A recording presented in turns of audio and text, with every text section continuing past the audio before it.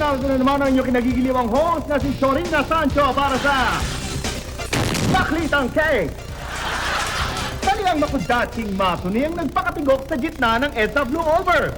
Ang naberang matuni na medyo nga lang Pedrong Gasmighty ay napaglamay ang Jumalon Jolly sa Blue Over nang hiwalayan ng kanyang waenga.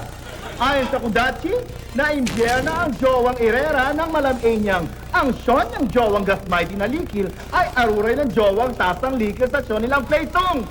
Ayon sa joming na chika, nalamay ng jowang Irera ang lihim ng Guadalupe ng jowang likil nang matanig ang sedang tatuembang na mesong ng mga Julaki sa Sean niyang si Il, Jiggy at Mudwang Jitni ng West Point. Samantala, mudwang hitad na dinggan si Chiraka ang nagwayga sa raphe ng mga Estudiamos. Ang nanao ay saliang si Chiraka at ang ikamudwa ay saliang Scoutmaster. Sa gitna ng mga nagjijigaw ang Estudiamos sa oblong ng gymnasium ng Esculamba ay nag-umbaga ng mudwang Jolakan si Chiraka. Ayon sa report, ang BY na referee sa volleyball ang pinagwarlahan ng mudwa.